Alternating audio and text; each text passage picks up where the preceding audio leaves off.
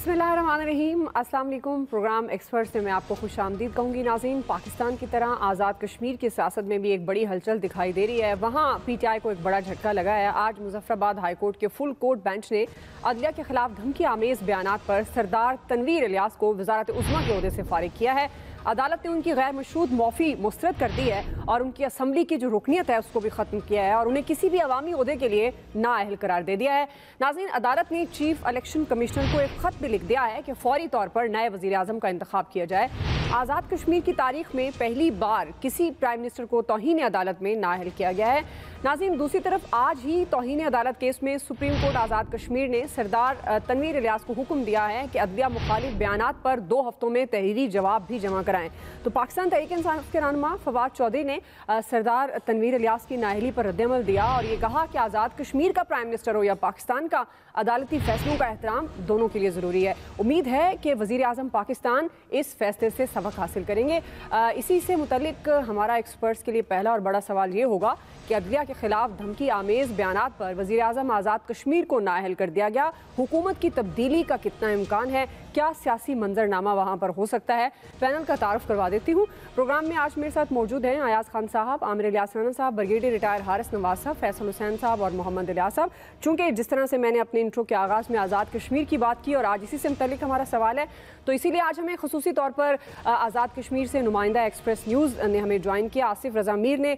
मैं आपको खुशामदीद कहूँगी। आसिफ रज़ा मीर, मैं आपसे ही आगाज़ कर रही हूँ।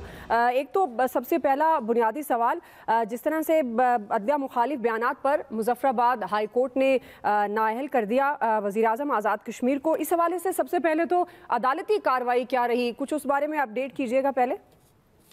जी बहुत शुक्रिया। आज़ाद कश्मीर की पार्लिमानी तारीख में पहली मरतबा किसी वज़ीर आज़म को तौहीन अदालत के केस में नाअहल करार दिया गया, ये पहला वाक़या है। और 18 अप्रैल 2022 को सरदार तनवीर इलियास वज़ारत उज़्मा के मनसब पर फायज हुए थे और आज 1 साल जो है ना उनकी हुकूमत को नहीं गुजरा, उससे पहले ही उन्हें अदलिया मुखालिफ बयानात, तौहीन आमेज़ जो गुफ्तगू थी उसकी पादाश में उन्हें आज आज़ाद जम्मू कश्मीर हाई कोर्ट के फुल बेंच ने नाअहल करार दिया। और अब से थोड़ी देर पहले ये भी हम अपने नाज़रीन को अपडेट करते चले कि चीफ इलेक्शन कमिश्नर की जानिब से नोटिफिकेशन जारी किया गया, उनको डीसीट कर दिया गया है और वो सेशंस को खाली करार दे दिया गया है और अब वहाँ पे इलेक्शन होंगे। आइन के आर्टिकल 45 के तहत आज़ाद कश्मीर सुप्रीम कोर्ट और हाई कोर्ट को ये इख्तियार हासिल है कि वो तौहीन अदालत में किसी को भी तलब कर सकते हैं। कल जब नोटिस जारी हुआ, खुसूसी रोबकार जारी हुई और असालतन सरदार तनवीर इलियास जो उस वक्त वज़ीर आज़म वक्त थे उनको तलब किया गया और आज जब वो अदालत में पेश हुए 10:30 बजे का वक्त था और वो अपनी मिजाज के मुताबिक ताखीर से आए, जिसपे जो फुल बेंच था उन्होंने काफी बरहमी का इजहार किया, उनको मजीद मोहलत मिली।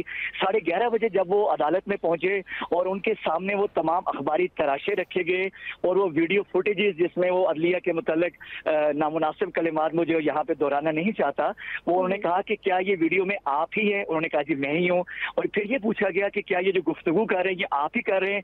उन्होंने कमाल जुर्रत का मुजाहरा करते हुए कहा मैं ही कर रहा हूँ। तो उस पर चीफ जस्टिस ने उनसे अगला सवाल पूछा कि क्या आपको इल्म है कि अदालती खिलवाड़ या इस तरह की गुफ्तगू तौहीन अदालत के जुमरे में आती है? तो उन्होंने कहा इसीलिए मैं आपसे माफी मांग रहा हूँ। 3-4 सवाल और किए चीफ जस्टिस और बाकी जजेस साहिबान ने, लेकिन वो किसी का तसल्ली बख्श जवाब नहीं दे सके और उन्हें एतराफ किया कि सारे का सारा अमल मैंने ही किया है, यानी कि मैंने ही ये सारी स्टेटमेंट पास की है। इस पे अदालत के अंदर लोग भी सारे हैरान रह गए कि ये प्राइम मिनिस्टर एक तरह का एतराफ जुर्म कर रहे हैं, यानी कि अपनी गलती को तस्लीम कर रहे हैं। जब ये सारी गुफ्तगू हुई तो उसके बाद उन्होंने कहा कि आपको 1 घंटे बाद आप दोबारा आए, क्योंकि उसके बाद उनकी सुप्रीम कोर्ट पेशी थी। दोबारा जब अदालत में उनको तलब किया गया तो वो तमाम तहरीरी जो सवालात थे वो पढ़कर उनको बताया गया और जो जवाबात उन्होंने दिए तस्लीम किया तौहीन अदालत को। तो उसके बाद अदालत ने कहा चूंकि आपने एतराफ कर लिया है, तस्लीम किया तौहीन अदालत को, तो इसलिए आपको तो अभी क्या उनको 2 हफ्तों की मोहलत दे दी गई है? क्या इस बारे में भी अपडेट कीजिएगा। तो अगर 2 हफ्तों की मोहलत के बाद क्या फिर मौफी का इम्कान है और अगर मौफी मिलती है तो क्या प्राइम मिनिस्टर के ओहदे पर दोबारा से बहाल हो सकेंगे? जी बहुत इम्पोर्टेंट क्वेश्चन है। मैं अभी चूंकि हाई कोर्ट की बात कर रहा था कि हाई कोर्ट ने किया, उनको नाअहल करार दिया, तो उसके बाद सुप्रीम कोर्ट में उनकी पेशी थी, क्योंकि दोनों अदालतों ने अलग अलग उनको तलब कर रखा था। जब वो सुप्रीम कोर्ट पेश हुए, हम कमरे अदालत में मौजूद थे, वहां पे चीफ जस्टिस ने बरहमी का इजहार किया और कहा कि आप जब हमारी डोमेन में मुदाखलत करेंगे तो आपका क्या ख्याल है कि हम आपको छोड़ देंगे। और फिर उन्होंने ये भी कहा कि तनवीर इलियास 6 माह की बात नहीं, हम इससे ज्यादा अरसे भी आपको सजा दे सकते हैं। तो उस पर उन्होंने कहा सुप्रीम कोर्ट ने कि आपके पास मोहलत है कि आप 2 हफ्ते के अंदर तहरीरी जवाब दें। अब यहाँ पे जो इंपॉर्टेंट कानूनी नुक्ता है वो ये है कि हाई कोर्ट ने जब उनको नाअहल करार दिया तो साथ ही वहां पे जजेस ने अपने रिमार्क्स में ये कहा कि जब तक ये अदालत का ये जो अदालत चल रही है, जब तक ये कोर्ट इन सेशन है, ये आपको सजा है। क्यों ही अदालत खत्म हुई तो उन्होंने कहा कि चूंकि उनको सजा दे दी गई थी, उस पर अमल भी हो गया। अब कानूनी माहिरीन का ये कहना है कि अब सजा का ऐलान भी हो गया, सजा का फैसला भी हो गया और उस पर अमल भी हो गया। अब वो यानी कि सजा याफ्ता शख्स हैं तो वजारत उज़्मा के मनसब पर नहीं रह सकते। अब आइन का आर्टिकल 17 ये कहता है कि जब प्राइम मिनिस्टर इस्तीफा दे दे या उनको नाअहल हो जाए या प्राइम मिनिस्टर की डेथ हो जाए तो उसके बाद सदर रियासत नए जो है वो जो सीनियर मोस्ट वजीर है उसको आर्जी मुद्दत के लिए जो है वजारत उज़्मा की जिम्मेदारियां सर अंजाम देगा और उसके बाद नए वज़ीर आज़म के इंतखाब तक वो अपनी जिम्मेदारियां सर अंजाम देंगे। जी सही है। जी जी, मैं उसी तरफ आ रही हूँ। जैसे आप अदालती प्रोसीडिंग्स तो बता रहे थे, आप थोड़ा सा पॉलिटिकली आसिफ रजा मीर, ज़ाहिर है आप वहाँ पर रिपोर्टिंग करते हैं, बड़ी नज़र है, किसका नाम आ सकता है इसमें? और दूसरा, क्या सियासी मंजरनामा बनने जा रहा है और हुकूमती तब्दीली के कितने इम्कान हैं और किसका कुरा किसका निकल सकता है? ओवरऑल अगर हम सूरत हाल पॉलिटिकली पूछें कश्मीर की सियासत की तो क्या हो सकती है? देखिए, आज़ाद कश्मीर की जो इस वक्त सियासी सूरत हाल है उसने यकदम एक बड़ा पलटा खाया है और तवक्को यही की जा रही थी कि ईद के बाद सरदार तनवीर इलियास के खिलाफ अदम एतमाद पेश होगा। लेकिन उससे पहले ये जो सिचुएशन डेवलप हुई है, इस पे अभी जो ताज़ा तरीन सूरत हाल है उसके मुताबिक पाकिस्तान पीपल्स पार्टी और मुस्लिम लीग नून PDM इस वक्त जो है ना वो इकट्ठी होकर कोशिश कर रही है कि उनको असम्बली के अंदर सिर्फ 6 मजीद वोट चाहिए। इस सादा अक्सरियत के साथ वो वज़ीर आज़म का इंतखाब कर सकते हैं, अपना वज़ीर आज़म ला सकते हैं। इससे पहले भी जो ताखीर जी PDM को यानी कि पाकिस्तान पीपल्स पार्टी, मुस्लिम लीग नून और एक सीट मुस्लिम कॉन्फ्रेंस जी, एक उनकी इत्तेहादी भी हैं, तो ये मिलके यहाँ पे हुकूमत बना सकते हैं अगर उनको 5 या 6 PTI अरकान की हमायत हासिल हो जाए। यहाँ मैं ये भी बताना जरूरी समझता हूँ कि आज़ाद कश्मीर के आइन के अंदर फ्लोर क्रॉसिंग का आइन यानी कि एक्ट मौजूद नहीं है, यहाँ पे ये कानून मौजूद नहीं है। इससे पहले भी कई वज़राए आज़म हैं जिनके खिलाफ उनकी अपनी ही पार्टी के लोगों ने अदम एतमाद किया था, दूसरी पार्टीज को वोट दिया था। तो इसलिए यहाँ पे ये कदगन भी नहीं है कि PTI किसी दूसरी जमात को वोट नहीं दे सकता, क्योंकि ये PTI के अंदर भी धड़ेबंदी है। स्पीकर का अपना ग्रुप है, प्राइम मिनिस्टर जो साबिक है उनका अपना ग्रुप था, इसी तरह एक और बागी ग्रुप भी है जो वज़ीर आज़म के रवैये से, उनकी जो गैर जिम्मेदाराना तर्ज अमल है बकौल उनके, उससे नाला थे। तो अब ये अपोजिशन के लिए एक बड़ा सुनहरा मौका है कि वो अच्छी गेम खेले। लेकिन अपोजिशन के साथ सबसे बड़ा मसला ये है जो हमने महसूस किया है कि वहाँ पे वजारत उज़्मा के उम्मीदवार ज्यादा हैं, एक से ज्यादा उम्मीदवार होने की वजह से अभी तक अदम एतमाद पेश नहीं हो सका। और आज़ाद कश्मीर की तारीख में पहली मरतबा गुज़श्ता 5 माह से असम्बली का इजलास जारी है। ये बड़ी हैरान कुन बात आपने सुनी होगी जो बात मैं कह रहा हूँ कि 5 माह से सेशन चल रहा है। और उसकी वजह यह है कि हुकूमत एक आर्डिनेंस लाना चाह रही थी फ्लोर क्रॉसिंग के हवाले से। अपोजिशन की और PTI के बाद लोगों की ख्वाहिश है कि ये आर्डिनेंस आने से पहले पहले सरदार तनवीर इलियास के खिलाफ अदम एतमाद आ जाता। अब परसों चूंकि इजलास मुलतवी हुआ है तो परसों इजलास जारी है, 14 रोज के अंदर भी हो सकता है और 2 रोज के अंदर भी।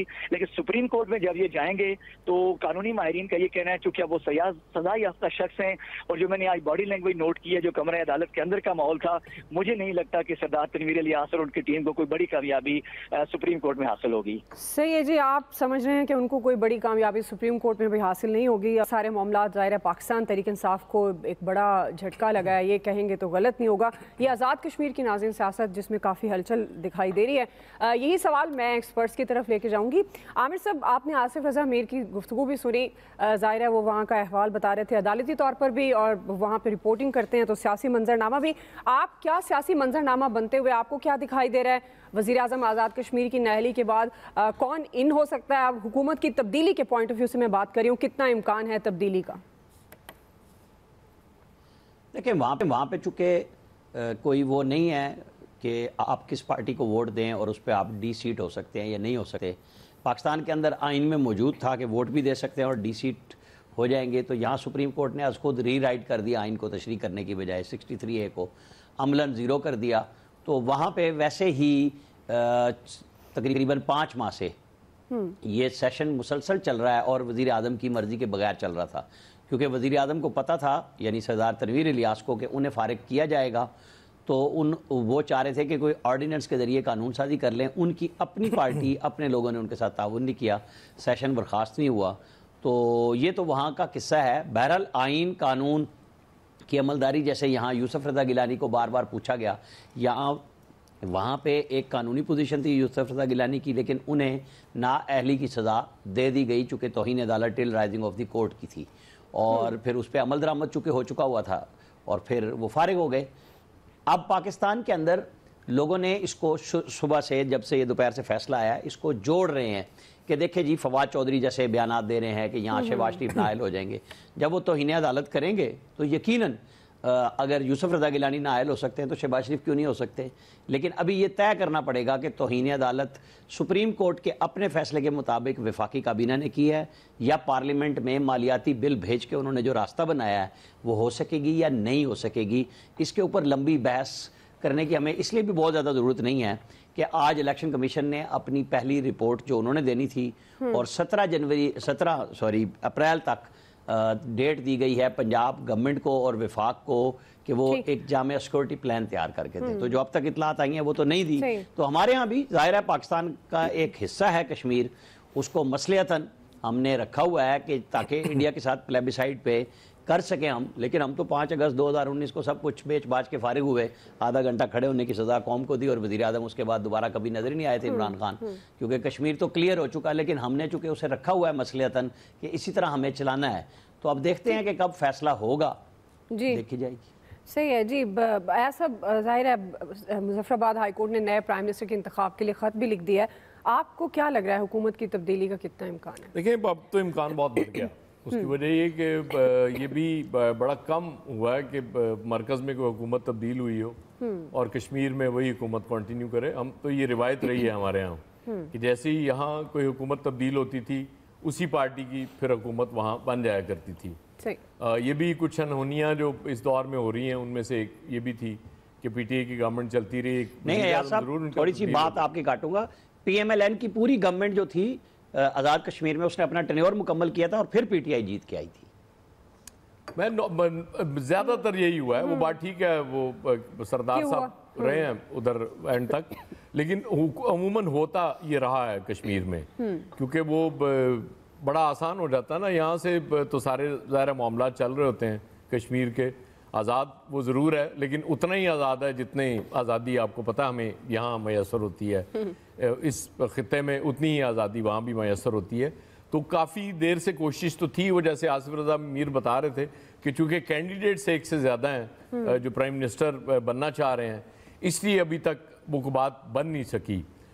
हो सकता है कंसेंसस इनके अंदर हो जाए, पीटीआई में किसी एक कैंडिडेट पे हो जाए, तो इधर दोबारा इनकी गवर्नमेंट बन जाए और इन्हीं का वज़ीर आज़म हो। लेकिन जोर पूरा लगाया जाएगा और कोशिश की जाएगी कि इस दफ़ा पीटीआई की गवर्नमेंट वहाँ ना रहे और पीपल्स पार्टी और PMLN मिल के गवर्नमेंट बना लें। उसके चांसेस मुझे लग तो रहे हैं, क्योंकि जोर लगाया जाए तो कुछ मामला हो भी जाया करते हैं। अब ये डिपेंड करेगा कि वो कंसेंसस हो जाए किसी एक कैंडिडेट पे, ये तय कर लें कि हाँ जी ठीक है, इस दफ़ा इसको बना लेते हैं नेक्स्ट टाइम। वो फिर चक्कर ही देना होता है ना, आपको पता है ना, जमहूरियत बेहतरीन इंतकाम है, और सियासत में तो यही होता है कि यार चल तू बैठ जा इस साल, अगले साल तुझे बना देंगे, मतलब इसको फिलहाल बनने दो, और वो अगर चक्कर में को आ गया तो फिर ठीक हो जाएगा। जी ब्रिगेडियर साहब, आपको लगता है किसका चक्कर चलेगा? अब क्या देख रहे हैं हुकूमत तब्दीली का इम्कान, और आज़ाद कश्मीर की सियासी मंजरनामा क्या देख रहे हैं आप? देखें दुआ, मेरा तो अपना ही ख्याल है कि इस वक्त इसकी ज़रूरत नहीं थी। मुल्क में पहले सियासी गैर इस्तेकाम है, हमारे सामने पूरे पाकिस्तान में क्या सियासी हालात हैं। आज़ाद कश्मीर भी अब हमने और हालात ख़राब कर दिए, फिर उसकी एक नया सिलसिला शुरू हो जाएगा। क्या हम ये अफोर्ड कर सकते हैं? इवन अदालतों को भी सोचना चाहिए। अगर उन्होंने बात की है, माजरत कर रहे हैं, एक दफ़ा छोड़ दें, बजाय इसके कि अब पंजाब में क्या हो रहा है आपके सामने आज अदालत क्या क्या बातें कर रहा था अदालत के बारे में, जब यहाँ भी तो अदालत डिस्टेंस शो कर रही है। तो बजाय इसके कि हम और पोलिटिकल इंस्टेबिलिटी में चले जाएं, इकॉनमी हमारी पहले ख़राब हो रही है, तो कहीं ना कहीं तो स्टेबिलिटी आने दें। लेकिन बहरहाल अब जो हो चुका उसके बाद तो मेरे ख्याल में पहले तो पीटीआई की पूरी कोशिश होगी कि अपना नया कैंडिडेट लें, डिपेंड करता है कि वो कौन आता है, क्योंकि राना ये तनवीर साहब जो थे ये he was totally incompetent prime minister. ना उनको बात करनी आती थी, ना उनको कंडक्ट उनका ठीक था, उनकी 100 किस्म की रिपोर्ट कप्तान की थी ये चॉइस, देख लें। बिल्कुल गलत चॉइस थी, there is no doubt about it. और ये बुलदार से आला थी, उससे भी बदतर थी, मुझे ये कहूंगा उससे भी बदतर थी, सही साबित हुई है, उससे भी बदतर थी चॉइस। तो इसलिए अब बात ये है कि आप इस स्टेज के ऊपर पीटी अगर इनका नहीं होता तो मैं पर्सनली फील फिर मोस्ट लाइक पीपल्स पार्टी में बहुत स्ट्रांग है, मुझे मालूम है, ठीक, और उनका ज्यादा चांस होगा मे बी पीएमएलएन के साथ, और कुछ इनके मेंबर्स अगर कहीं जब ज्वाइन करते हैं नहीं करते हैं they might make a government. और पहली कोशिश पीटीआई की होगी कि अपना कंसेंसस कैंडिडेट ले आए, इन्हीं में अपने पीटीआई सिलेक्ट करके। कश्मीर जीबी कोटे में पीपल्स पार्टी के पास है, कमर जमान कायरा एडवाइजर हैं। बिल्कुल, लेकिन यहाँ भी पीपल्स पार्टी के काफी मेंबर्स हैं। मेरा अपना ख्याल है कि तो आप कल कह रहे थे ना कि हर लिहाज यही कह रहा हूँ, कोटे में भी पीपल्स पार्टी के पास है। आसिफ अली जरदारी विनर हैं बिरगी साहब, आप सिंध से वहाँ पे आईजी मौजूद हैं, देखिए शेख साहब मौजूद हैं, अमीर शेख साहब। पीटीआई पीपल्स पार्टी आप जानते होंगे, बलोचिस्तान गिलगित बल्तिस्तान में वो उनका स्ट्रांग हो जाएगा, और केपी की यहाँ कश्मीर में भी वो स्ट्रांग है। तो ही ग्रेजुअली नंबर 2 पार्टी तो इन्हें बनने की पूरी कोशिश वो कर रहे हैं। सही है, विफाक में वो वैसे उनका प्रेशर तो है ना। फैसल साहब आजाद कश्मीर की हम बात कर रहे हैं, सियासी सूरत हाल क्या देख रहे हैं आप? देखिए ये मुझे उनका बिल्कुल, पहले शहबाज शरीफ बेचारे प्रेशर में रहते हैं, अब आप और बातें कर रहे हैं आमिर साहब जी। फैसल साहब नहीं, कहा था धुआं निकाल के पास है, वो कोई धुएं की बात की थी उन्होंने, फैसल उन्होंने कहा था कोई धुआं निकाल दूंगा मैं, कोई इस तरह की बात की थी। हाँ बिल्कुल, बात ये है कि ऐसा पता नहीं क्या जुमला था कि वो अदालत को बड़ा नागवार गुजरा और अदालत ने उनको जो है फारिग करने पे और नाहिल करने पे जो है वो फैसला किया, देर नहीं लगाई। ठीक, बहरहाल जी इमरान खान की जैसी भी चॉइस हो, उनकी बाकी चॉइसें भी कैसी हैं, तनवीर इलियास साहब के जो ज़ाती मिजाज था, ज़ाती शौक थे, वो सब अपनी जगह। लेकिन बात यह है कि अगर बुनियाद पे आपने लोगों को फारिग करना है तो फिर तो पाकिस्तान में जो है वो कोई भी सियासतदान नहीं बचेगा। क्या तनवीर इलियास ने अदालत के बारे में बोला होगा, जो नवाज शरीफ साहब ने, जो शहबाज शरीफ साहब ने, जो मरियम साहिबा ने, जो इमरान खान ने, जो आसिफ ज़ारी साहब ने जब अदालतों के बारे में बोला, कि इससे ज़्यादा बोला होगा? पाकिस्तान में इस वक्त मौजूदा लोगों में कौन सा ऐसा लीडर है जो ये नहीं बोलता है कि भुट्टो का कत्ल जो है वो अदालती कत्ल था? जब आप ये बोलते हो कि अदालती कत्ल था तो इसका मतलब है आप ये बोलते हैं कि उस वक्त के जजेस कातिल हैं। अदालती कत्ल का मतलब तो यही हुआ ना कि अदालती कत्ल है, क्योंकि उस जज ने ये बात मानी है। फैसल साहब आप बात तो करने दो ना आमिर भाई, यार तो आपको साइन किए उसने मानी है। आमिर साहब वो शायद उनका कोई और नुक्ता हो, उनको बात मुकम्मल करने देना जी। नहीं, जिस नुक्ते पे जा रहे हैं मैं ठीक कर रहा हूँ, हो सकता है तो इन्हें अदालत के सही है, आप सही, बहुत मेहरबानी आपकी, अल्लाह ताला आपको खुश रखे। देखिए बात यह है कि अगर इसी बुनियाद पे अगर आपने लोगों को फारिग करना है तो पाकिस्तान में तो कोई भी नहीं बचेगा। सियासी जरूरत थी, ठीक है, जो हालात चल रहे हैं उनको हटाना था, बस अदालत का फैसला की बुनियाद पे हटा दिया। अदालत के फैसले की बुनियाद पर कोई आ जाएगा, ऐसी सिस्टम है पाकिस्तान का, इसको इतना संजीदा लेने की और सीरियस लेने की जो है ना वो जरूरत नहीं है। ऐसे ही चलता रहता है पाकिस्तान को, पता है सिस्टम। जब इनमें किसी को फारिग करना होगा, इनमें से कोई जो है वो अदालती तौहीन अदालत का मुर्तकिब हो जाएगा, वो फारिग हो जाएगा। सही है, जो निपटाना होगा इसी तरह निपट जाते हैं पाकिस्तान में लोग, कोई परेशानी। वैसे मैं जब तक आपके पास सवाल लेकर आती हूँ बहुत इजी हो जाती है। व्हाट्सएप पे मैसेज पढ़ा करो, इतना सोचा नहीं करो। आपका काम सिर्फ व्हाट्सएप के मैसेज पढ़ना है। मैं यही कह रहा हूँ 2018 में बहुत उड़ाए हो ना, तो परेशान हो जाते हो। 2018 में बहुत उड़ाए, सियासी सूरत-ए-हाल क्या होने की जरूरत ही नहीं है, टेंशन आपकी है जी। इलेक्शन कमीशन की जानिब से नोटिफिकेशन भी हो गया उनकी नाअहली का, जो प्राइम मिनिस्टर उनकी तलाश शुरू हो गई। जैसे आप सुना है, जिस तरह देख रहे हैं कि अपोजिशन की जानिब से भी आप भागदौड़ शुरू कर दी जाएगी ताकि अपना प्राइम मिनिस्टर लेके आएँ। और जो भी है इसमें अगर पीटीआई की जानिब से देखें, क्योंकि उधर वज़ीर आज़म के कैंडिडेट्स ज़्यादा देखने में आ रहे हैं, तो जब कैंडिडेट ज़्यादा हैं तो उसमें तो इनमें अभी देखें अफरा तफरी फैलेगी कि कौन किस तरह जाता है। जो ज़ाहिर है सरदार तनवीर इलियास से भी उनके जो अरकान थे वो भी खुश नहीं थे। अब देखें उधर फ्लोर क्रॉसिंग का कानून भी नहीं है, तो उधर कुछ भी हो सकता है। यानी कि अपोजिशन एक दफ़ा जो उधर की अपोजिशन है वो आज़ाद कश्मीर में एक दफ़ा वो हुकूमत अपनी साजी कर सकती है, तो इसके लिए तो उनके लिए कुछ मुश्किल नहीं दिखाई दे रहा। इसके लिए अब जब बड़े बैठेंगे तो इसमें ज़ाहिर है कोई जोड़ तोड़ होगा, और उस जोड़ तोड़ में देख रहे हैं कि आज़ाद कश्मीर में PTI की गवर्नमेंट चली जाएगी, और गवर्नमेंट चली जाएगी तो अब ये देखना है कि पाकिस्तान में भी इसी तरह तौहीन अदालत के जो करते हैं उनके खिलाफ क्या एक्शन लिया जाता है। जो इस तरह बातचीत हो रही है तो उसकी रोकथाम के लिए यहाँ भी इतनी सख्ती की जाएगी। अब जाहिर है अब देखना है ये है कि सुप्रीम कोर्ट ने 2 हफ्तों का टाइम दिया उनको, सरदार तनवीर को, उसमें क्या फ़ैसला है। मेरा ख्याल है कि उनको ये फ़ैसला जारी रखा जाएगा नाअहली का।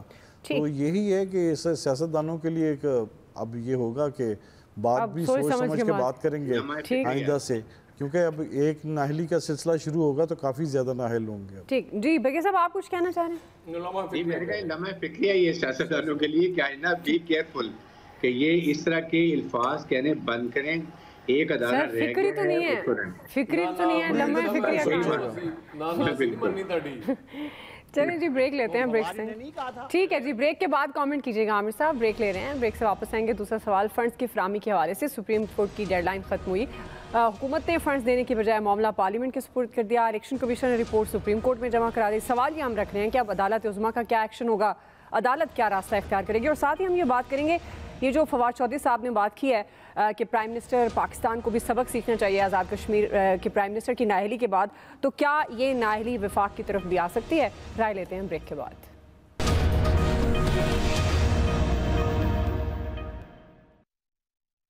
मैं शहबाज शरीफ से कहता हूँ, पाकिस्तान के बहरानों का वाहिद हल ये है कि आप फौरी इस्तीफा दें और मुल्क में आम इंतखाबात की राह हमवार करें। आपका इस्तीफा ही पाकिस्तान के बहरानों का हल है, और आप इक़्तिदार से मत चिमटे रहें, क्योंकि वैसे भी मरियम नवाज ने जिस तरीके से आपको डिस्क्वालीफाई कराने का बंदोबस्त कर दिया है, आप वैसे चंद दिनों के मेहमान हैं। कोई ग्रेस शो करें, कुर्सी से ना चिमटे रहें, इस्तीफा दें और आम इंतखाबात का ऐलान करें। जिस तरीके से अदालतों के अहकामात को, हत्ता के सुप्रीम कोर्ट के अहकामात को एक रद्दी की टोकरी में डाला गया, पाकिस्तान में सुप्रीम कोर्ट के इदारे को ख़त्म करने की जो बहिमाना कोशिशें की गई, उसकी हम शदीद मजम्मत करते हैं। नाज़रीन, पंजाब इलेक्शन का ये मामला आईनी बहरान मजीद बढ़ने लगा है। पंजाब इलेक्शन के लिए 21 अरब रुपए की फराहमी से मुतालिक सुप्रीम कोर्ट की डेडलाइन खत्म हुई। गवर्नमेंट ने इलेक्शन के लिए फंड्स देने की बजाय मामला पार्लियामेंट के सुपुर्द कर दिया और राय मांगी है कि इलेक्शन के लिए फंड्स कब और किस तरह दिए जाएंगे। हुकूमत ने गुज़श्ता रोज़ इलेक्शन अखराजात का बिल सेनेट और कौमी असम्बली में पेश किया था, जो कायमा कमेटी के हवाले कर दिया गया, और 13 अप्रैल यानी जुमेरात को कौमी असम्बली में इस पर मजीद कार्रवाई भी होगी। और आज इलेक्शन कमीशन ने सुप्रीम कोर्ट में रिपोर्ट भी जमा कराई है, जिसमें ये बताया गया है कि वफाकी हुकूमत ने इलेक्शन के लिए फंड्स नहीं दिए, जबकि पंजाब की निगरान हुकूमत ने भी मतलूबा सिक्योरिटी देने से माजरत की है। प्राइम मिनिस्टर शहबाज शरीफ की मौमन खुसूसी अताउल्लाह तारड़ कहते हैं कि पंजाब इलेक्शन के लिए कितने फंड्स देने और कब देने हैं, अब इसका फैसला ऐवान में ही होगा। तो दूसरी तरफ नाज़रीन, आज supreme court practice and procedure bill अदालत उज़्मा और इस्लामाबाद हाई कोर्ट में चैलेंज कर दिया गया है। इसी से मुताल्लिक हमारा सवाल होगा। आमिर साहब, मैं आपसे आगाज़ कर रही हूँ, आपके ख्याल में अब सुप्रीम कोर्ट का अगला मुमकिना एक्शन क्या हो सकता है? और साथ ही जिस तरह से फवाद चौधरी साहब कह रहे हैं कि शहबाज शरीफ को सबक सीखना चाहिए आज़ाद कश्मीर की नाअहली से, प्राइम मिनिस्टर की नाअहली से, आपको लगता है कि यह आज़ाद कश्मीर से नाअहली विफाक की तरफ आ सकती है? और जिस तरह वो ये भी कह रहे हैं कि बहरानों का हल सिर्फ शहबाज शरीफ के इस्तीफ़ा यानी प्राइम मिनिस्टर पाकिस्तान के इस्तीफ़ा ही है, और मरियम नवाज़ ने वैसे इनका बंदोबस्त कर लिया है, तो ये मामला किस तरफ जाते हुए दिखाई दे रहे हैं? आपको लगता है कि अब ये फ़ंड के लिए दोबारा से जो रिक्वेस्ट होगी और ये इंतखाबात, आम इंतखाबात की तरफ मामला जाएगा, या फिर पंजाब में पहले इंतखाब होता हुआ देख रहे हैं आप? देखें जी, फैसला सुप्रीम कोर्ट ने करना है, अमल दरामद इंतज़ामिया ने करना है, और मुझे तो इलेक्शन अभी नज़र नहीं आ रहा। और आप इस सेंस में देख लें कि जब इलेक्शन कमीशन ने आज रिपोर्ट जमा कराई है और पार्लियामेंट का इजलास जुमेरात को होगा, कमेटी का कब होगा, कब वो पेश होगा, फिर सेनेट ने अपनी मुय्यना मुद्दत में उसको रिपोर्ट चेक करनी है, पढ़नी है, और जो फाइनेंस बिल की सूरत में ये आया है, तो हुकूमत को ये इख्तियार बहरहाल सुप्रीम कोर्ट ने दिया है कि वज़ीर आज़म कोई फ़ैसला नहीं कर सकता। आपको पता है कि ये जनरल ज़ियाउल हक साहब ने ब्रिगेडियर साहब को ज़्यादा पता होगा कि आइन के अंदर सवाबदीदी इख्तियारात कायदे आज़म ने जो ख़त्म किए थे गवर्नर जनरल के इख्तियारात, वो जनरल ज़ियाउल हक ने आके सवाबदीदी इख्तियारात शामिल किए थे, और फिर नवाज शरीफ ने और बेनज़ीर भुट्टो ने ख़त्म किए सवाबदीदी इख्तियारात और उनको बहाल किया जनरल मुशर्रफ ने। तो अब ये जो हमारे यहाँ चल रहा है ना सिस्टम के, जी ये मेरा इख्तियार है, ये उसका इख्तियार है, तो वज़ीर आज़म से ये इख्तियार साकिब निसार साहब जब सीनियर जज थे उन्होंने ले लिया कि आपका कोई इख्तियार नहीं, काबीना है वफाकी हुकूमत का मतलब, लिहाजा आप फैसला नहीं कर सकते। तो वफाकी हुकूमत ने अपने तई ये कोशिश की है, कामयाब होती है या नहीं होती है ये नतीजा हम देखेंगे, कि उन्होंने कहा है कि चूंकि काबीना ने फैसला करना है और काबीना ने फैसला किया कि हम इसको पार्लियामेंट के सुपुर्द करते हैं, इलेक्शन के पैसे बहरहाल उन्होंने देने हैं। फिर सिक्योरिटी पंजाब गवर्नमेंट ने जितनी पहले दिन कही थी, फरवरी में कही थी, अब भी कही थी कि जो हमारे पास मौजूद है वो अवेलेबल है, लेकिन हमें 2.5 लाख फौजी चाहिए होंगे विफाक से। जी फौजियों की नेशनल सिक्योरिटी कमेटी की प्रेस रिलीज आपने देख ली कि 2 हफ्ते के अंदर एक नया ऑपरेशन लॉन्च होने जा रहा है। तो आपको क्लियर होना चाहिए कि पाकिस्तान के अंदर दहशतगर्दी भी बढ़ गई है और मामलात ख़राब हो चुके हुए हैं, और वो बाकायदा प्रेस रिलीज में कहा गया कि ये उन लोगों की गलती है जिन्होंने इनके साथ टीटीपी के साथ मुज़ाकरात किए, उन्हें ला बचाया। तो अब तो मामला उधर जाएगा कि गलती क्यों की, कैसे की, इस मुल्क को दोबारा इस दहशतगर्दी के जहन्नम क्यों बनाया। आप इलेक्शन कराते रहें, हम भी देखते रहेंगे, आप भी देखते रहें, इस मुल्क को बचा लीजिए। जहां पे पहले इकोनॉमिक क्राइसिस IMF के साथ डील तोड़ने के बाद से अब तक संभलने में नहीं आ रहा, चाहे तजर्बाकार वजीर खजाना है, चाहे तजर्बाकार लोग हैं या ना तजर्बाकार नाअहल अपनी बदअहदी से पाकिस्तान को फंसा के चले जाए। आप सारे इलेक्शन करना है ना, और कौन करेगा, अजीब बात है। से ब्रिगेडियर साहब, अरे भाई अपनी बारी पे जो दिल करे वो बोलो। जी ब्रिगेडियर साहब, हमने तो कह दिया। लगता है जिस तरह फवाद चौधरी साहब ने 2-3 दफा ये जिक्र कर दिया है शहबाज शरीफ साहब की नया लिस्ट में। दुआ एक ज़मीनी सवाल पूछना है आमिर साहब से। जी जी जरा क्विकली ये दहशतगर्दी होगा फिर ये पाकिस्तान में हो रही है? जी आमिर साहब, दहशतगर्दी वो पूछ रहे हैं। अभी तो कल कराची में भी रो रहे थे, यहाँ पे रोज हमारे सिपाही शहीद हो रहे हैं, अफसर शहीद हो रहे हैं, आपको मेरा ख्याल है इससे बड़ी ज्यादती आप नहीं कर सकते उन शोहदा के साथ जिनका आप ठट्ठा उड़ा रहे हैं। यहाँ रोजाना की बुनियाद पे तस्वीरें आ रही हैं, बताया जा रहा है कोयटा से लेके और वहां एक्स फाटा तक में ये सारा काम हो रहा है, और आप जैसे जो चुंदर आके तज्जियाकार बैठ जाते हैं वो इन शहीदों के लहू पे मजाक उड़ाते हैं। जी ब्रिगेडियर साहब, भाई साहब, आप जिस तरह फवाद चौधरी साहब ने जिक्र कर दिया 2-3 दफा नाअहली का, तो आपको लगता है शहबाज शरीफ वाकई नाअहल हो जाएंगे और ये इंतखाबात का मामला कहाँ तक जाएगा? और अब चूंकि फंड्स न मिलने पर इलेक्शन कमीशन ने रिपोर्ट जमा करा दी है सुप्रीम कोर्ट को, तो अब मुमकिन एक्शन क्या हो सकता है सुप्रीम कोर्ट का? दुआ, मुझे पहले ये एक सबसे इम्पोर्टेंट बात ये है कि सुप्रीम कोर्ट का जो फैसला है उस पर फेडरल गवर्नमेंट का काम अमल करने को होता है, मुशावरत नहीं होती है उसमें। It is binding on the federal government to ensure execution of the orders of the Supreme Court of Pakistan। ये एक रूल है। इसको 2 तरीके से चेंज, या आप रिव्यू में चले जाएं या आप असम्बली में जाएं तो कानून साजी करके 2/3 से आइन में तरमीम कर लें, इट इज़ ओके। अभी जॉइंट सेक्शन हुए उसमें आप कानून अगर 2/3 ही आप कर लेते, as long as this persist, तो आपको इस पर अमल करने कोई एक्सक्यूज़ नहीं है। जो मेरी अपनी भी इंटरप्रिटेशन है पाकिस्तानी, मैं ये बात कर रहा हूँ। सेकेंड, इस PML को गवर्नमेंट को समझ आनी चाहिए कि जितनी जल्दी इलेक्शन कराएंगे उतने इनके लिए बेहतर होगा, जितना लेट करेंगे उतना नुकसानदेह होगा। इसलिए कि जितनी जल्दी आएंगे, PTI आएगी, 1 साल के बाद PTI का इनसे बुरा हाल होगा, and then they might regain and remerge as a strong political party. जो मेरी अपनी असेसमेंट है, जो पहले भी उन्होंने गलती की है, आपके एक और गलती कर रहे हैं। जी सेकेंड ये कि इसके साथ देखें, ये पंजाब में कौन सा ऑपरेशन ये कर रहे हैं, आपके IG ने देखा, बड़े वो बुलेट प्रूफ जैकेट पहन के कर रहे हैं, ये जो नथिंग, कौन सा ऑपरेशन क्या हो रहा है वहाँ पर, नथिंग।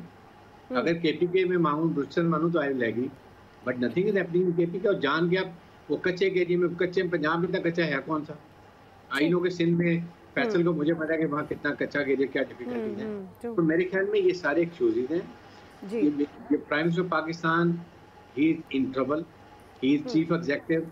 यहाँ काबीना का फैसला नहीं है, यहाँ इशू के एग्जेक्टिव ऑर्डर्स के सुप्रीम कोर्ट के ऑर्डर्स को इम्प्लीमेंट करना है। इसलिए इस वक्त बहुत प्रॉब्लम होगी। They should understand and take appropriate action. जी देखिए, पंजाब गवर्नमेंट के जवाब की तो मुझे समझ आती है, क्योंकि उन्हें तो ये कह के लाया गया था कि आप 2 साल के लिए हैं। एक निगरान वजीर हैं, वो इसका इजहार भी करते हैं कि हमें तो चूंकि कहा ही ये गया था कि 2 साल के लिए आप आए हैं, वरना मैं ये वजारत लेता ही ना। तो ये तो मतलब इसमें ये ओपन सीक्रेट्स हैं। जहाँ तक वफाक का मामला है, वो मुझे ऐसे लगता है कि मेरे छोटे कायद के खिलाफ ये सारी साजिश हो रही है। अच्छा। सुप्रीम कोर्ट को मेरे ख्याल में सिर्फ ये फैसला करना है कि पूरी कैबिनेट जाएगी या सिर्फ प्राइम मिनिस्टर जाएंगे, हेड ऑफ द कैबिनेट है। जाहिर है वो अमल दरामद नहीं हो रहा, एक कैलकुलेटेड एफर्ट है आग से खेलने की, कि ये खेल के देख लेते हैं। क्योंकि मैं आज कहीं वो देख रहा था, राना सनाउल्लाह कहते हैं कि अगर इमरान खान का यही रवैया रहा तो हम 8 अक्टूबर को भी इलेक्शन नहीं कराएंगे। दैट मीन्स कि कोई पॉलिटिकल गवर्नमेंट नहीं है इस मुल्क में, कोई जमहूरियत शमूरियत नहीं है इस मुल्क में, ये कोई डिक्टेटरशिप है।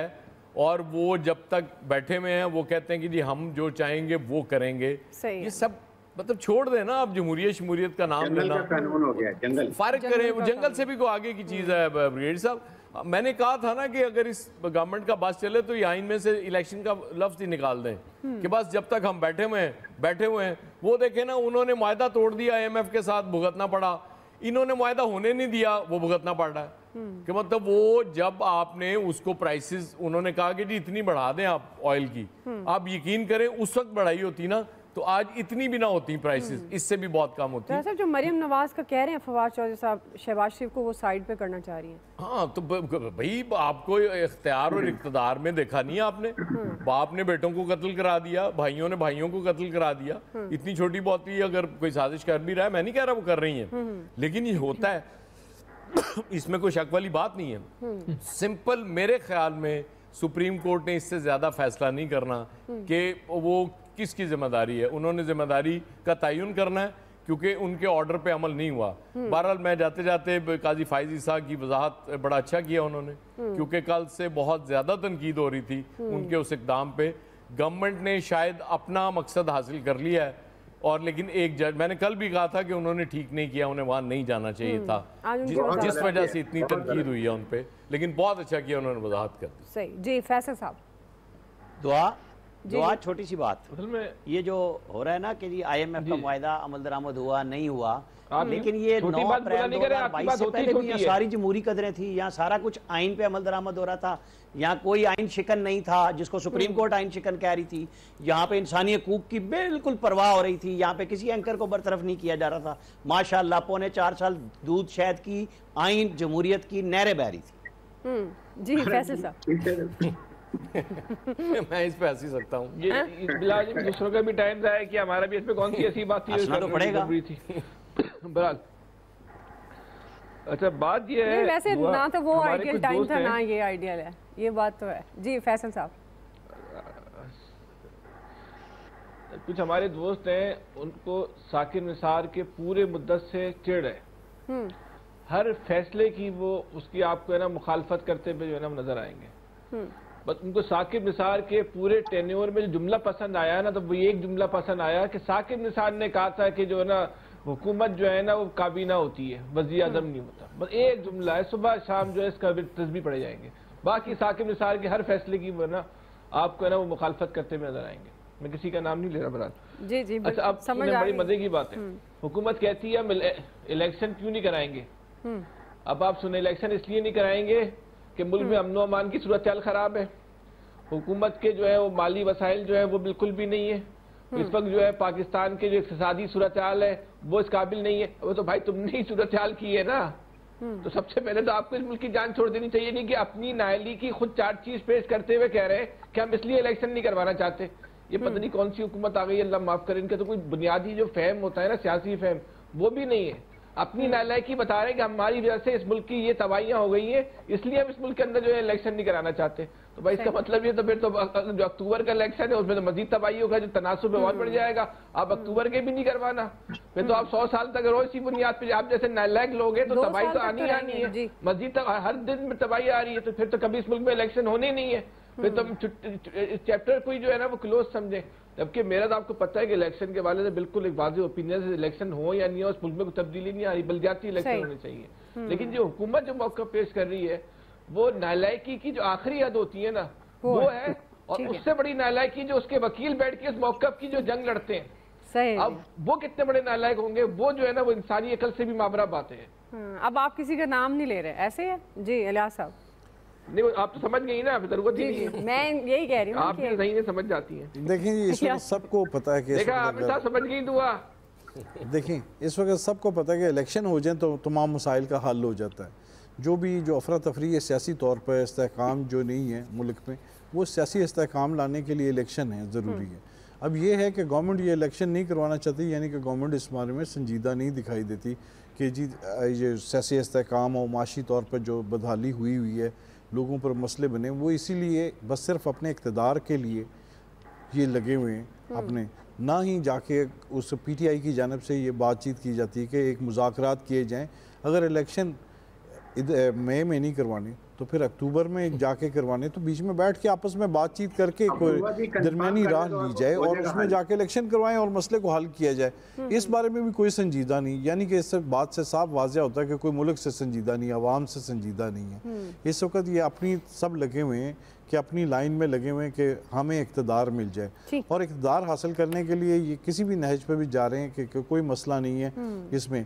अब देख लें, जो अगर कह रहे हैं कि जी मुल्क में पैसे नहीं, अभी तक पैसे नहीं मिले, अगर सुप्रीम कोर्ट ने कह दिया है तो उस पर अमल दरामद करना पड़ेगा, वरना फिर ये फैसले पर तैयार हैं, किसी भी फैसले पर, या तो कबीना या प्राइम मिनिस्टर, ये कोई ना कोई तो कुर्बानी होने वाली है आगे।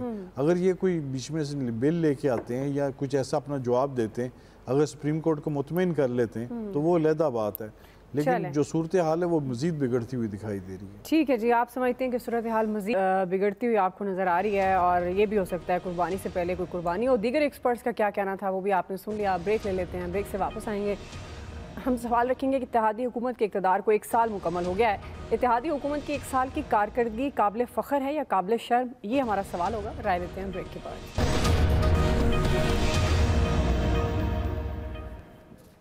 नाज़रीन, इत्तेहादी हुकूमत के इक़्तिदार का 1 साल मुकम्मल हो चुका है और इस 1 साल में मौशी, सियासी और समाजी नाकामियों की दास्तानें रकम हो रही हैं। महंगाई के खिलाफ जुलूस निकालने वाली इत्तेहादी हुकूमत ने आवाम का जुलूस निकाल दिया।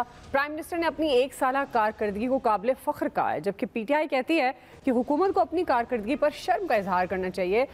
इसी पर हमारा सवाल है, और ब्रिगेड साहब मैं आपसे आगाज़ करूँ, किसकी बात माने? प्राइम मिनिस्टर कह रहे हैं कि जी काबिल फ़ख्र रही कारकर्दगी, और जबकि PTI कहती है काबिल शर्म कहना चाहिए, काबिल फ़ख्र नहीं। तो आवाम किसकी बात का एतबार यकीन करे, फ़ख्र है या शर्म है?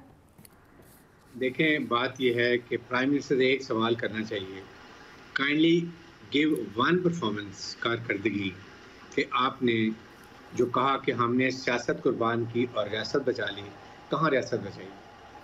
आपने डॉलर को देख लें, गैस बिजली देख लें, पेट्रोल डीजल देख लें, इन्फ्लेशन देखें, महंगाई देखें, पॉलिटिकल इंस्टेबिलिटी देखें, इकोनॉमिक इंस्टेबिलिटी देखें, कोई एक चीज़ में हम कहें, फिर ये कहें IMF वर्ल्ड बैंक से हमारा मुआहदा हो गया, और ये देखें हम इतने डॉलर्स जो हैं अपने दोस्त ममालिक से लिए हैं, एंड नाउ वी, अब हमारा 6 महीने का अक्टूबर तक रोड मैप ये कि हम इकोनॉमिक तरक्की या आवाम के लिए क्या करेंगे। कोई एक सवाल, मेरे पैनल में हम बैठे हुए हैं, कोई एक बताए कि उन्होंने क्या किया, सवाए इमरान को बुरा भला, इमरान ने ये कर दिया, PTI ने ये कर दिया, उसके माइंड पे छा के चले गए, और PMLN को ज़्यादा नुकसान पहुंचाने में मरियम नवाज, मरियम औरंगजेब एंड राना सनाउल्लाह, 3 शख्सियात ने वो नुकसान पहुंचाया है जो इनकी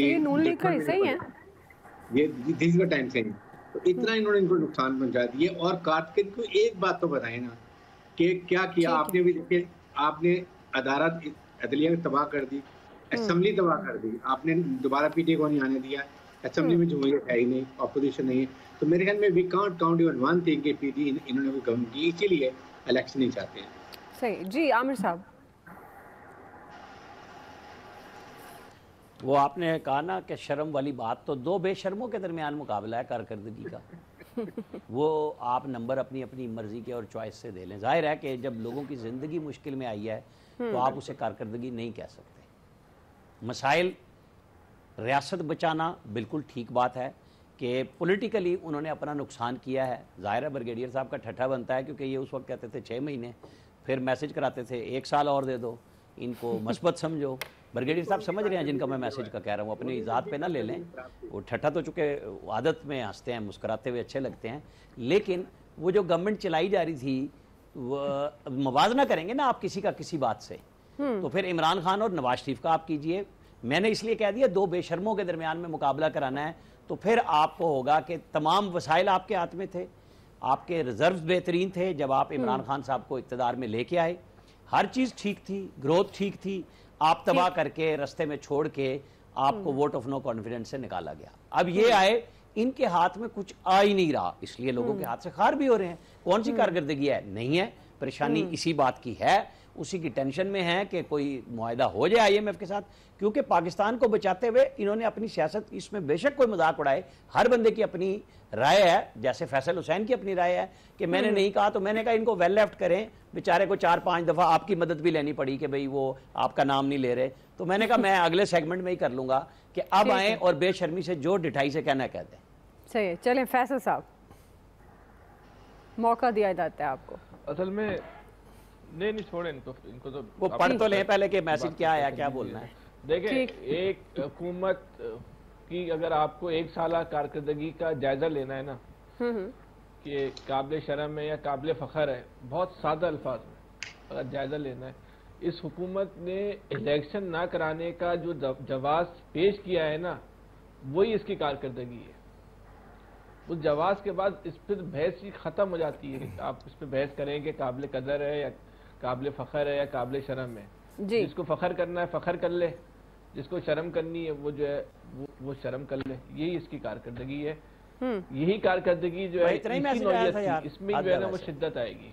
ठीक, सही। आया साहब, बस भी इतनी बात करनी है मुख्तसर, घी, आप समझ गई ना, बिजली, चीनी, ये 4 चीज़ें आप देख लें, इसकी कारकर्दगी आपको हुकूमत की आपके सामने आ जाएगी। कोई टेंशन वाली बात ही नहीं है। महंगाई मुकाओ मार्च करने निकले थे और इन्होंने महंगाई का जो इस कौम का हाल किया उसके बाद तो रियासत तो मुझे लगता है उस वक्त तो पता नहीं क्या ज़लज़ला आया हुआ था कि रियासत पता नहीं कहाँ ख़तरे में पड़ी हुई थी। मुझे तो आज तक ये समझ नहीं आई कि उस रियासत को बचाते बचाते आपने बर्बाद कर दी हर चीज़। मतलब ये रियासत इस तरह अपनी सियासतें कुर्बान की जाती हैं।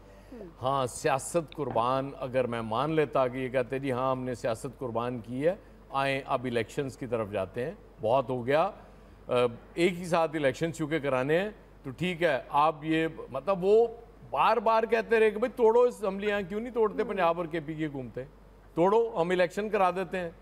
वो क्या था? बाद में कहते हैं जी वो तो हमारा सियासी बयान था, वो तो हम इनको फंसा रहे थे। यार फॉर गॉड सेक, ये कौम अब उतनी बेवकूफ़ नहीं रही हुई जितनी आप समझ रहे हैं। ये उससे बहुत ज़्यादा समझदार हो गई हुई है कौम।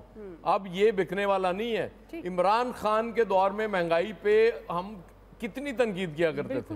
आप निकालें वो प्रोग्राम, सबसे ज़्यादा मेरी तनकीद मिलेगी आपको उस पर जब वो महंगाई हो रही थी। अब तो मुझे लगता है महंगाई नहीं है इस मुल्क में, सब ठीक हो गया, दूध और शहद की नहरें बह रही हैं। आज की बात करें, बर्बाद कर दी है उन्होंने हर चीज़ और मजीद बर्बादी पे तुले हुए हैं। ये कहते हैं कि जब तक मुकम्मल तबाह नहीं करेंगे हमने नहीं जाना, बस इससे ज़्यादा मैं कुछ नहीं कह सकता। जी इलियास साहब, देखिए जी, सारे कह रहे हैं कि कारकर्दगी गवर्नमेंट की कारकर्दगी अच्छी रही, उनके हिसाब से उन्होंने अपने केसेस ख़त्म किए, अपने आप को रिलीफ दिलवाया। आवाम की तो बातें करने की कोई बात नहीं है, आवाम को तो महंगाई में जाए जैसे मर्जी उनके साथ, उनके लिए तो रोज़ की बात है। महंगाई की जो ग्राफ है वो रोज़ बढ़ता जा रहा है, उनके लिए तो कोई मसला नहीं है। गवर्नमेंट ने अपने मसला सीधा कर लिया, अपने तमाम मामला ठीक कर लिए, लेकिन आवाम के लिए जो 1 साल है ये सबसे मुश्किल तरीन मुल्क का साल है उनके लिए। बल्कि ये महंगाई मज़ीद बढ़ती जा रही है और उनके लिए मुश्किलात हैं कि वो दिन ब दिन आप देख लें, लोग जाके किसी आम आदमी से पूछ लें कि गवर्नमेंट की कारकर्दगी, वो आपको जिन अल्फाज में बताएगा तो वो आप सुनेंगे हैरान रह जाएंगे कि किस तरह वो ज़िंदगी गुजार रहे हैं, किस तरह उनके घर में। अभी तो गर्मी आ रही है, अभी देखिए बिजली के बिल देते हुए लोग खाने को तरसेंगे। ये सूरत हाल इतनी बिगड़ गई, ये रिलीफ आटे का थैला देना ये कोई रिलीफ नहीं है।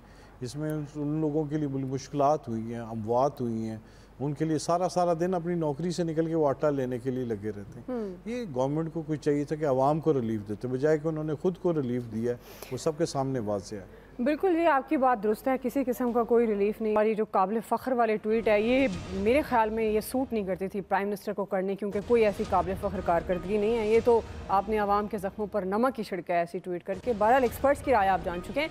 आज के एक्सपर्ट से इतना ही, फीडबैक दीजिएगा, ख्याल रखिए।